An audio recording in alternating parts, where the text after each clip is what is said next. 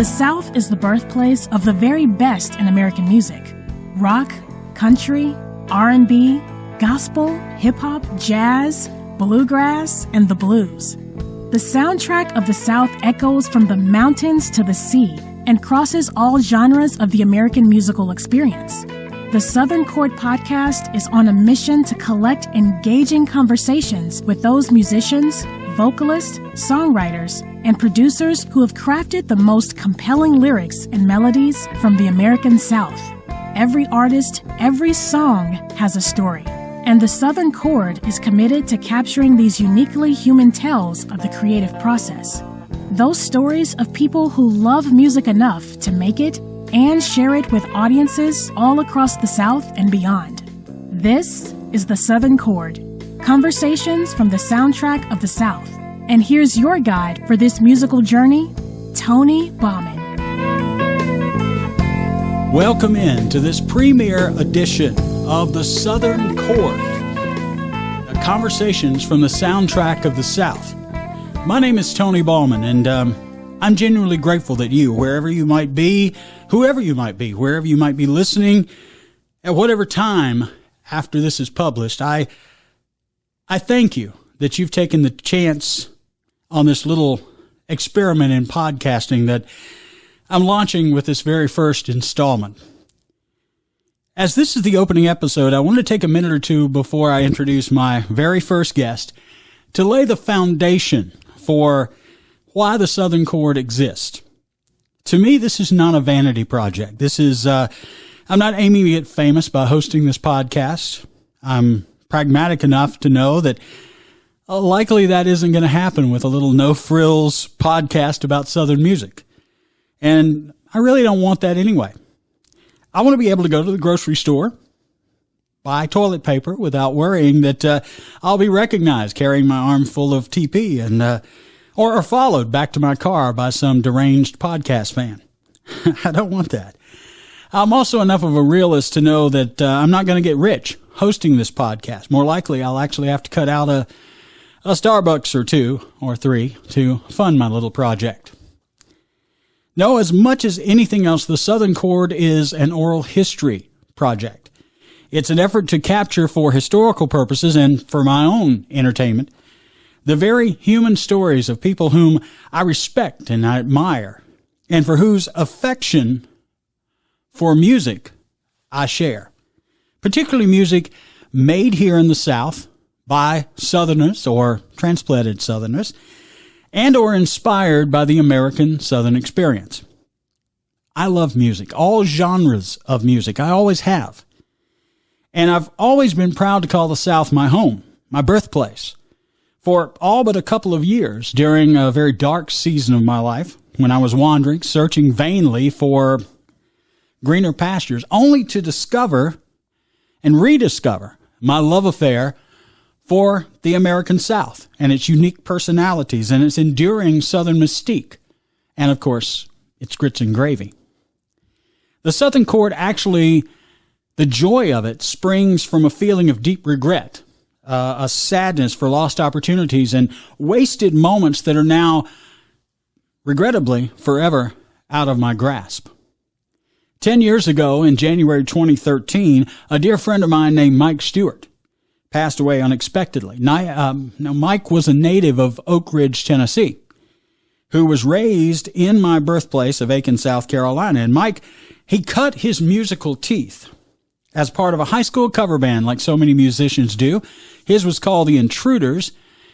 But he left Aiken in the late 1970s for a long shot, a chance at maybe stardom in Nashville. Mike's list of accomplishments is really too long to list here. I could do a whole show on Mike's career, and eventually I will. But no doubt the highlight of Mike Stewart's career was writing a #1 song in 1983 for country singer Ronnie Millsap. That song was Don't You Know How Much I Love You, a beautiful song. He also wrote hits for numerous other artists, collaborated with legendary producer Quincy Jones, and penned the memorable Mama's Got the Magic of Clorox 2 jingle and the Taco Bell Run for the Border jingle, both of which were ubiquitous on television and on radio across America. But after 25 years in Nashville, Mike decided that he would come home to Aiken in the early 2000s, and that's when I met him. When Mike was reconnecting with Carolina beach music, the blue-eyed soul music that he played as a teenager in that cover band at Aiken's Teen Town in the late 1960s and early 70s. Once he was back in South Carolina, Mike worked a number of odd jobs. He worked on a shrimp boat at times. But he also wrote and recorded a number of beach music songs, and as the resident beach music disc jockey on the local oldies station serving the Aiken community, I played Mike's latter-day odes to the Carolina experience and the Carolina coast, and a friendship with Mike was soon forged. We visited often outside of my radio studio. We shared Walmart chicken wings, railside at the Aiken steeplechase. We traveled together to Dunn, North Carolina to record the only two songs ever recorded by a hometown group from Aiken, South Carolina called Palmetto Groove. And as a matter of fact, Mike even let me play some hand claps on that record. Mike and I even co-wrote a country song called Renaissance Redneck over a period of about a week, the demo of which, sung by Mike, remains one of my most prized possessions. So when Mike died, my heart was broken, along with so many who knew him for the complex, complicated individual that he was, but ultimately the likable character that Mike Stewart was. Earlier this spring, while unpacking some boxes in my new home, I stumbled upon a CD of his greatest hits that Mike had given me as a gift. A personal note inscribed upon it, thanking me for playing his music on my little hometown radio station. The discovery of this CD, which I regrettably didn't cherish as much as I do now, brought a tear to my eye. I remember thinking in that moment that I wish I could have just one more day in the company of Mike Stewart, to hear just one more time his stories of those teenage years chasing his musical dreams with his buddies, and his tales of life in Nashville, then the gritty, often elusive quest for fame and fortune there in the Music City. I immediately regretted that I really never sat down and recorded those conversations with Mike, and I vowed right then and there that I would never have that kind of regret again. I resolved to sit down with my friends who write and perform music and capture their stories, their unique stories, human stories, and along the way, maybe even make a few new friends who share my love of music. Well, in that moment, in finding that boxed up CD, the seed for this, the Southern Chord, was planted. And so here we are, the very first sprig to spring forth from that notion, that moment of regret. Welcome to the Southern Chord, and I do dedicate this very first edition to the memory of my lost musical brother, the Doctor, Mike Stewart. As this first edition of the Southern Chord is being published on July 4th, the annual American Independence Day holiday, I decided to launch this project with just a hint of irony. Of course, the 4th of July is the day each year when we Americans pause to commemorate that act of rebellion that gave birth to a new nation, these United States of America. You know, the 4th of July was the day in 1776 that the Declaration of Independence was ratified by the Second Continental Congress up in Philadelphia. It's the day that a group of men in powdered wigs and frilly shirts and buckled shoes hoisted a defiant, proverbial middle finger to the motherland, to the monarch of Great Britain, King George III, and declared that they wanted to break away and do their own thing. And for better or worse, we fiercely independent Americans have been doing our own thing ever since, for 247 years now. So to all of you, wherever you might be listening, happy 4th of July. But on this American Independence Day, as I'm sitting here chatting with a relatively new friend over a perfectly lovely English tea, I love the irony of celebrating this uniquely American holiday by spotlighting a transplanted Southerner whose life's journey and musical odyssey began, ironically enough, back in the motherland, way across the Atlantic in Manchester, England.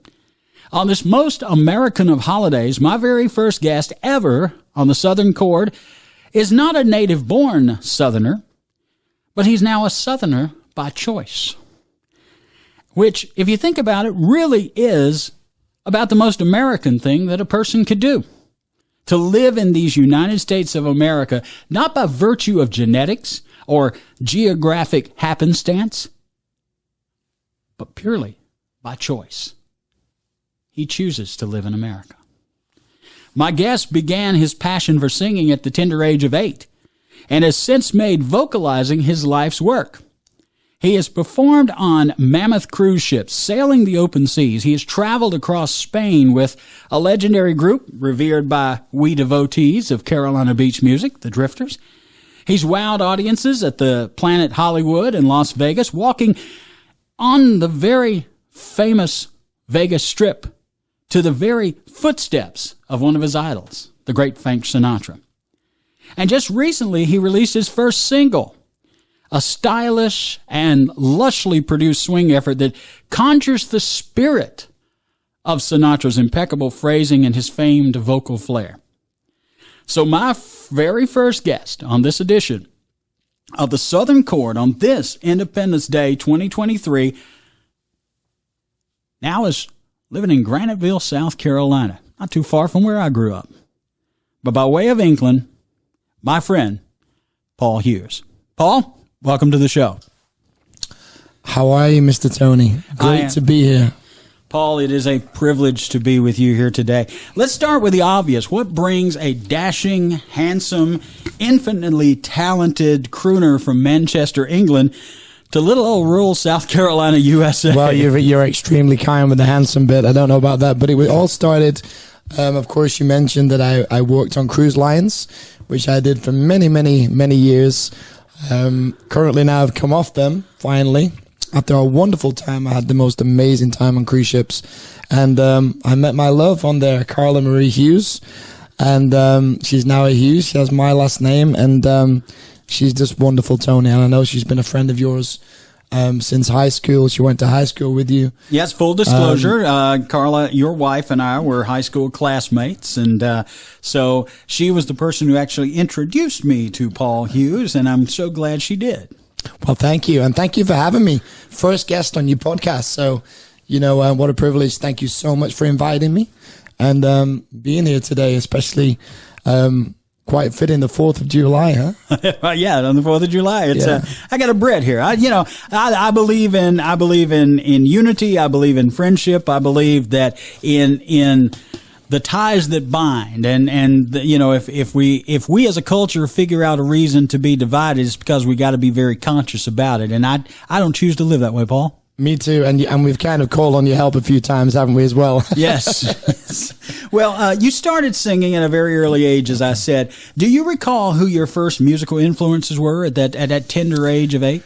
I think my first musical influence was my grandfather. He would sing around the house. He would sing in the social club. And, he would perform for kind of the people of Manchester. He ran the social club. And that's where it all began for me. And he would sing Sinatra around the house, some Bobby Darin. And especially at Christmas time, they would put me on a chair, Tony.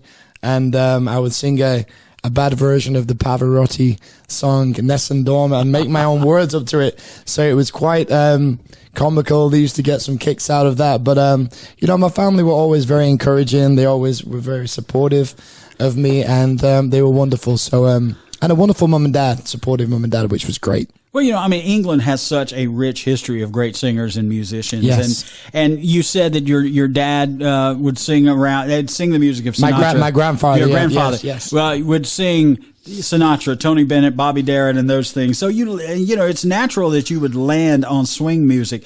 But was there ever a time, knowing that you loved music the way you did, that you would leaning maybe toward becoming a big-haired rocker in the vein of the Beatles or Stones? I have to tell you, I went to my first singing coach. She was called Veronica Cross.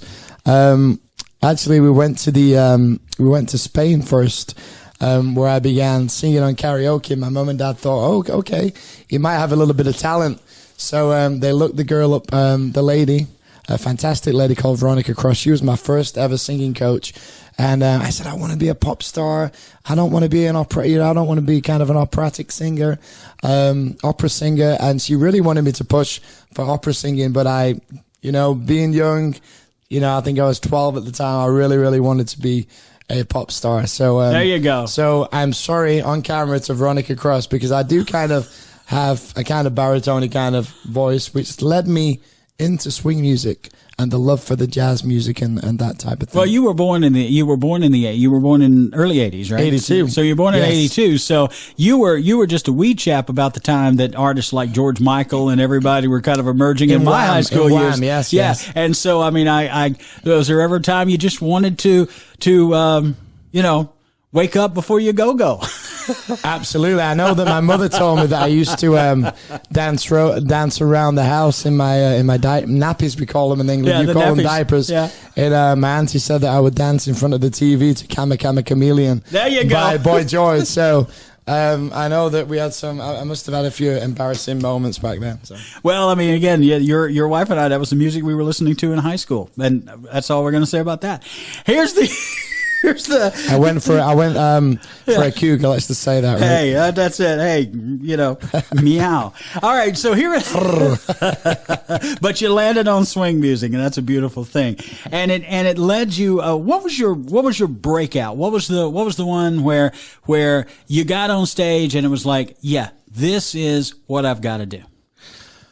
Probably the first time I heard Mac the Knife. Yeah. Was probably one of the songs that kind of got me into that style of music. And then I've Got You Under My Skin. And the other one was Lady is a Tramp, because I thought Lady is a Tramp was a fantastic song.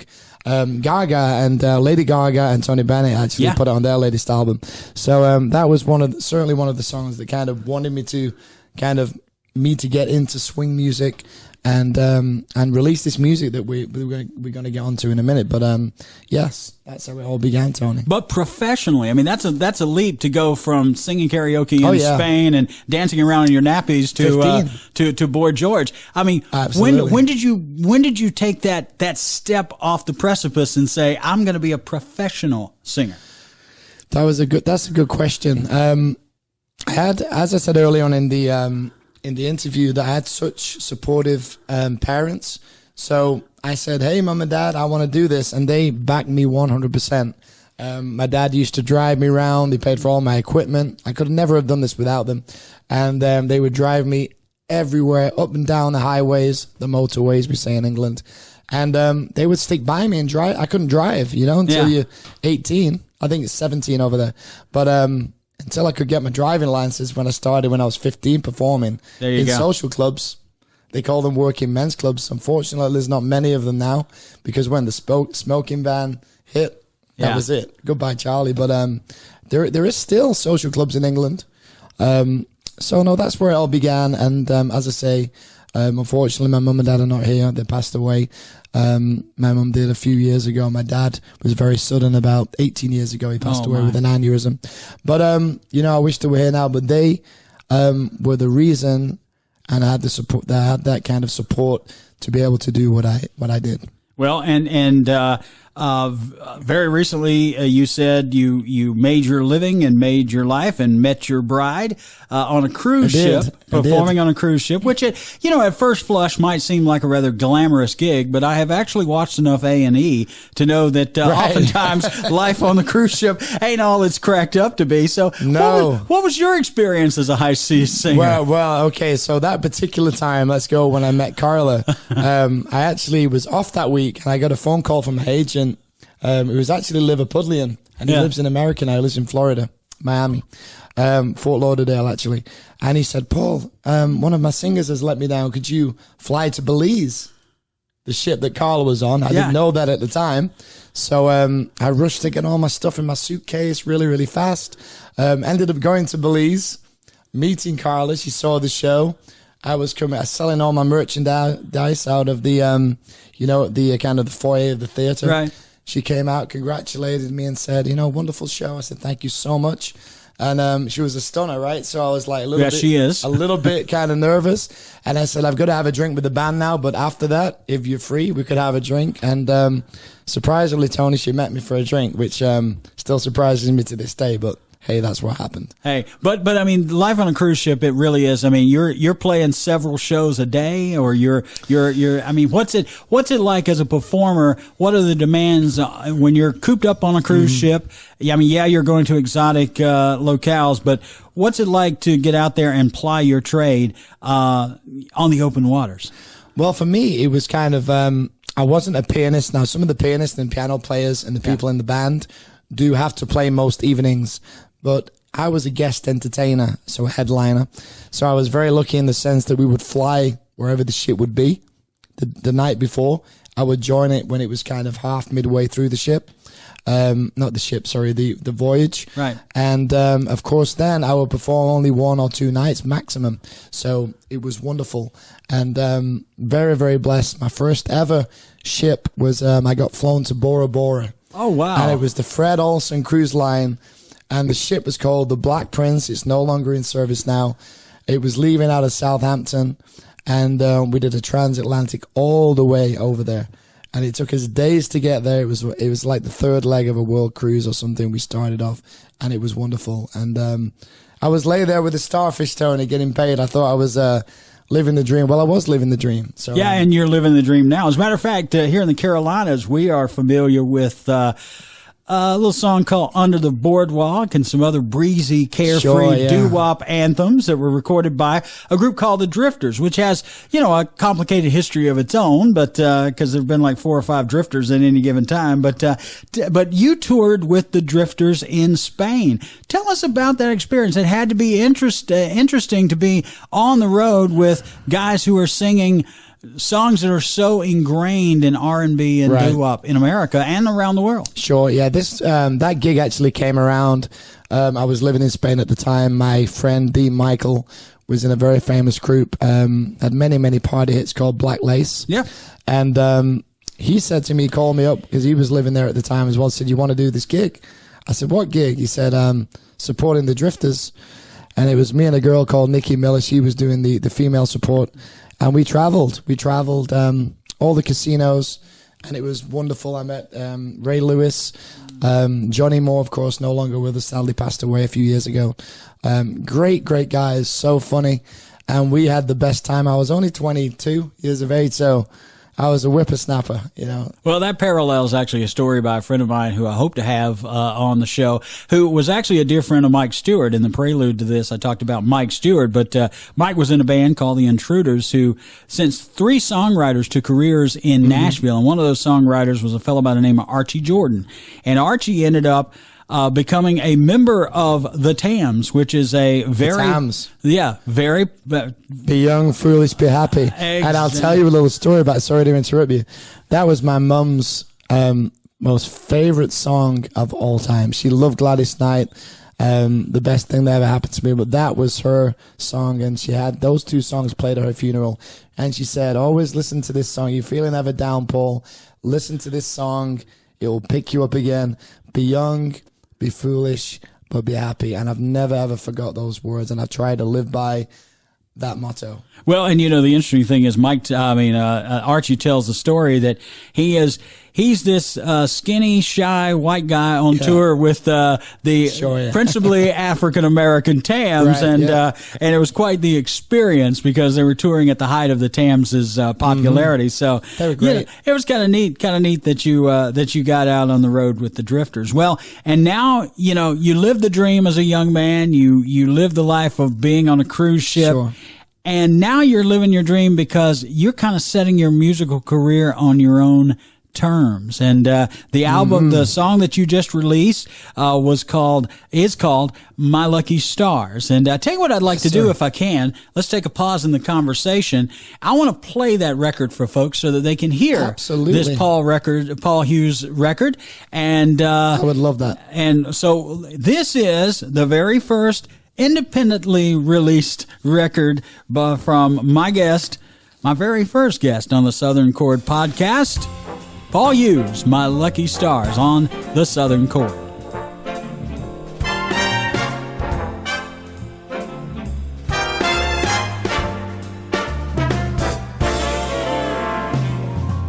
My lucky stars are out tonight. My thankful arms are holding tightly to the answer to my prayers. I can't believe you're here, and there's no way that I deserve to even breathe the same air that you're breathing. But here I am, and here you are, and I thank my luck lucky stars are shining down. I stand amazed, I'm so astounded.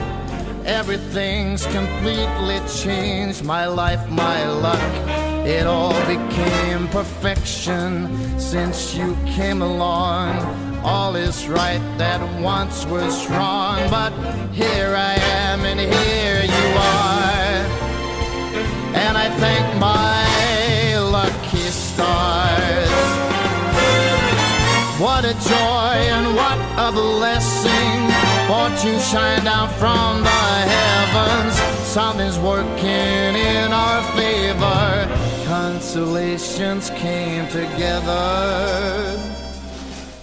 Never even saw one fall.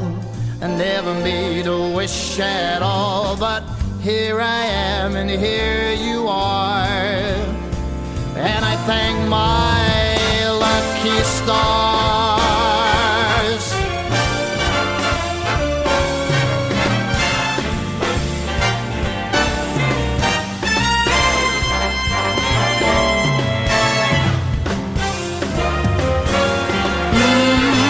What a joy and what a blessing. Fortune shine down from the heavens. Something's working in our favor. Consolations came together. Never even saw one fall. I never made a wish at all. But here I am and here you are, and I thank my lucky stars. Oh, I thank my lucky stars.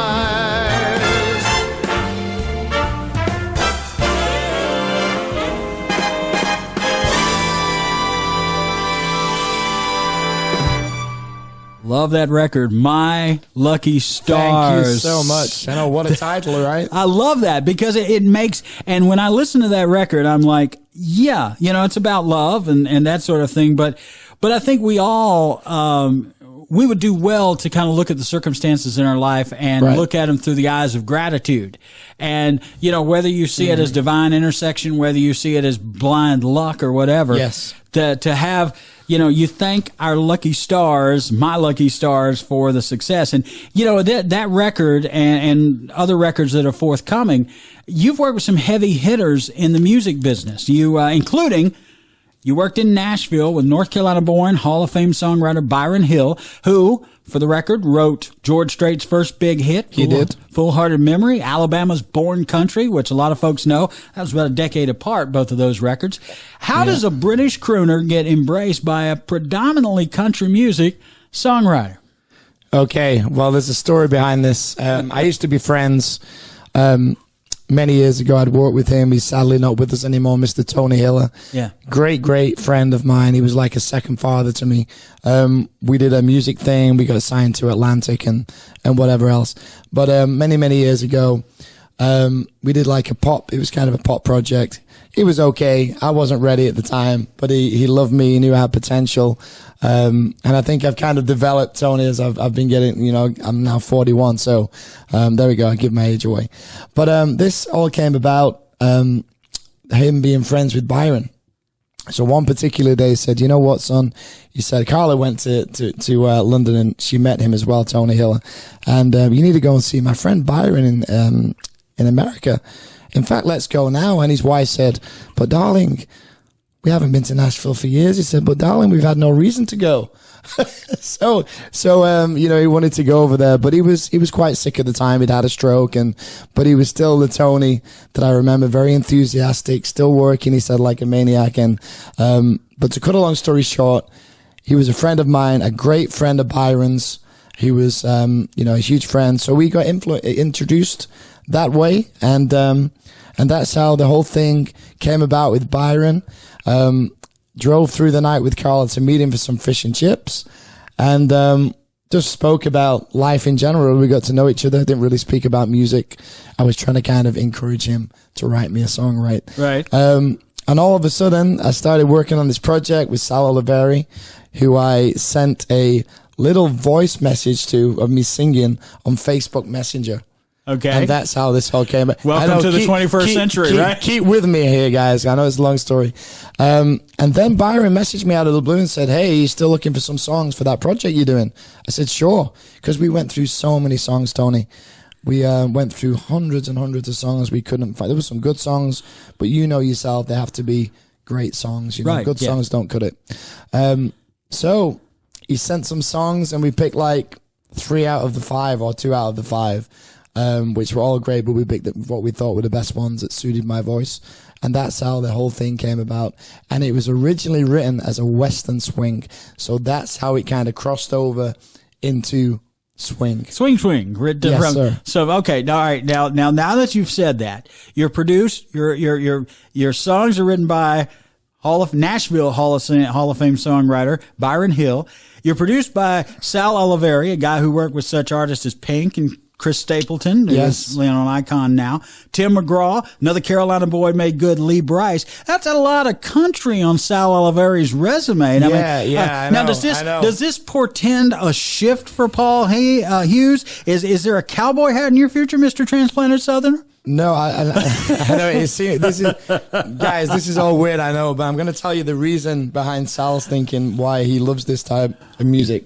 Yeah, I'll tell you that story because Sal actually fell in love with this style of music. And even though Sal prominently kind of works with country singers and that kind of vein of songs, he grew up with this music in New York where he came from. And the love that his father had, his father used to be a singer, not professionally, but he would sing around the house a bit like my grandfather. And he loved this music. And when I sent Sal that little voice recording I sent him, he said, you know what? I think Paul's got something. And, you know, that was fantastic for me. He created this terrific team around me. And you know, the rest is kind of, it's just gone on from there. I've got brilliant management now. I must give Cynthia a mention from, she's the president of American International Artists. Thank you so much, Cynthia. I have a wonderful marketing team. And that is ZYK marketing team. Thank you. We've got Max Horowitz at Crossover Media Group, and you know, the list goes on, and we have a wonderful team behind us with Sal Oliveri, the producer, Cody McVeigh, who is the arranger for all my arrangements. Thank you so much, Cody. Mr. Bill Schnee, 2-time Grammy winner Bill Schnee, who has kind of engineered, as you know, Tony, for the likes of Neil Diamond, Whitney Houston, everybody.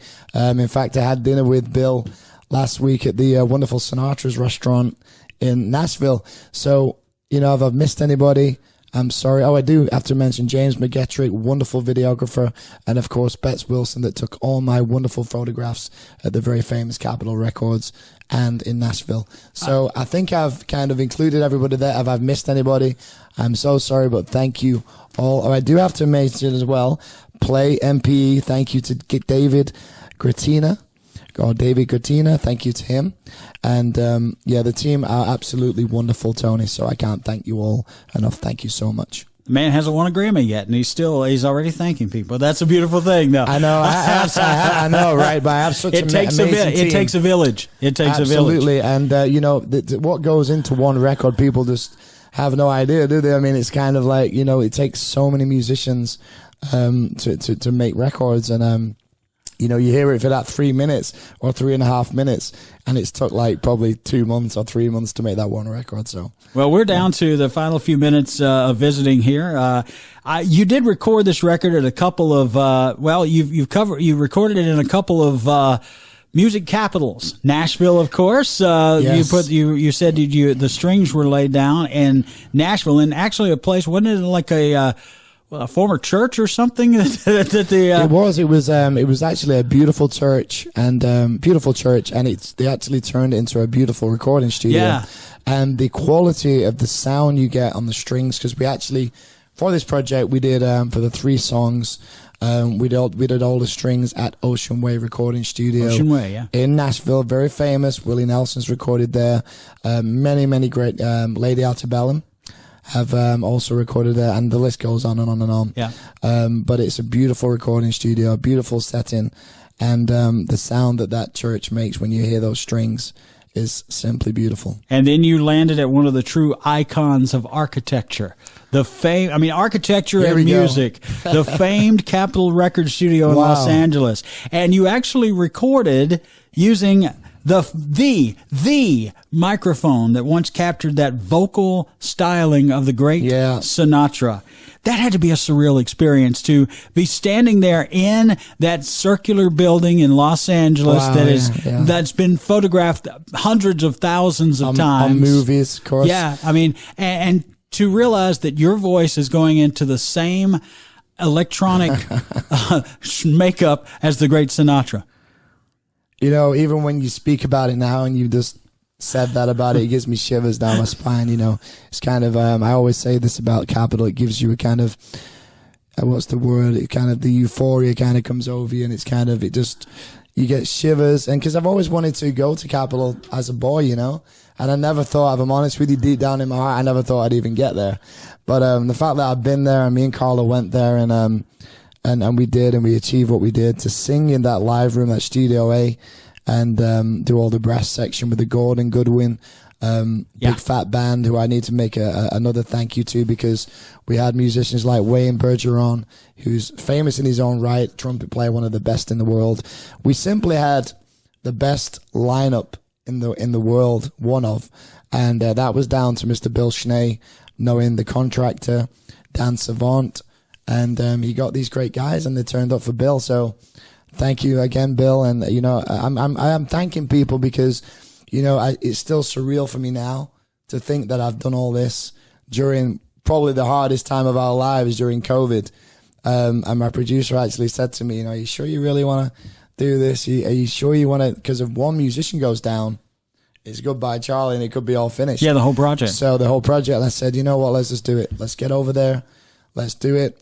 And the Lord and everybody else will path the way, hopefully, pave the way. And that's what he did. And we achieved it. And we've got 3 fantastic records, I think. You know. And what's next? Now you've telegraphed it. Let's, in the little bit of time we have left, what's next from this beautiful record, this beautiful entree and My Lucky Stars? What's next for Paul Hughes? Next, well, my first single came out on the 5th of June. So if you haven't seen the song, you can go on YouTube.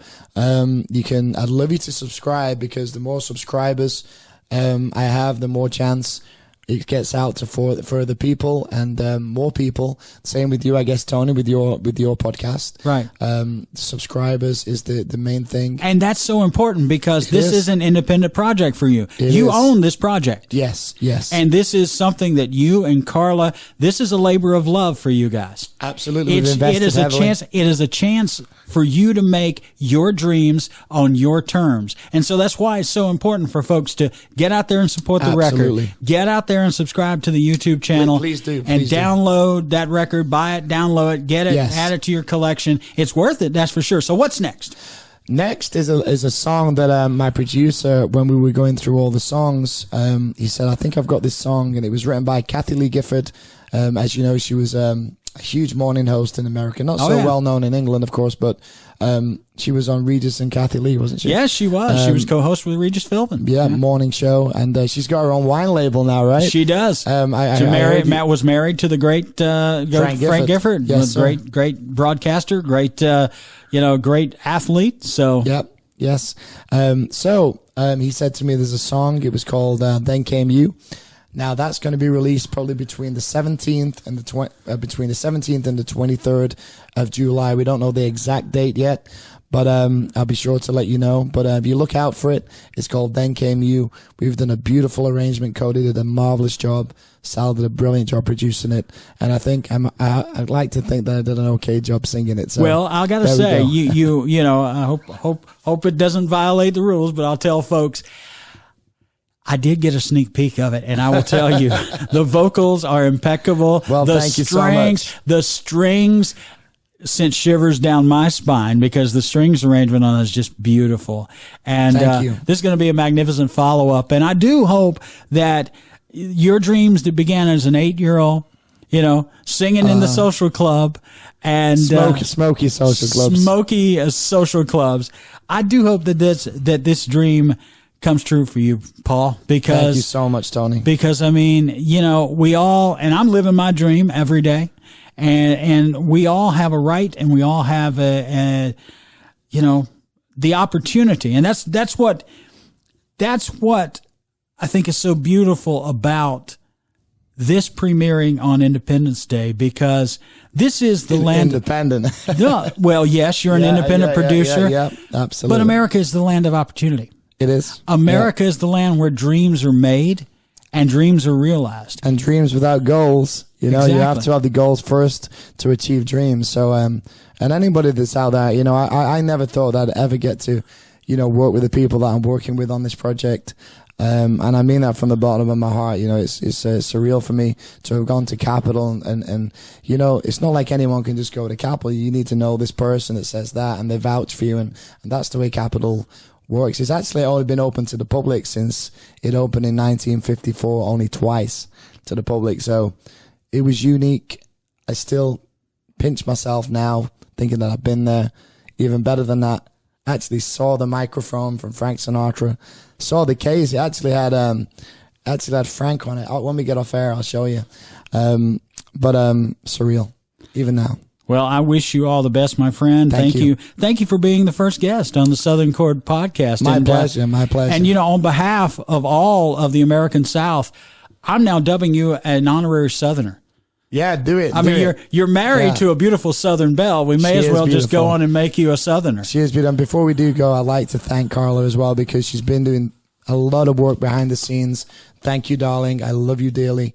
And I could not have done this without your love and support. Thank you so, so much. And, of course, thank you, Tony. I hope you enjoyed the cup of British tea that I made you before we went on air. It was fantastic. I am, I feel a little spoiled now. I need somebody at Hopeful Cottage to make my morning tea for me. But thank you, my friend, and I wish you all the very best. Thank you so much. All right, that is this edition of the Southern Chord, the very first edition of the Southern Chord podcast. And I thank you for being a part of it. I thank you for taking time to listen.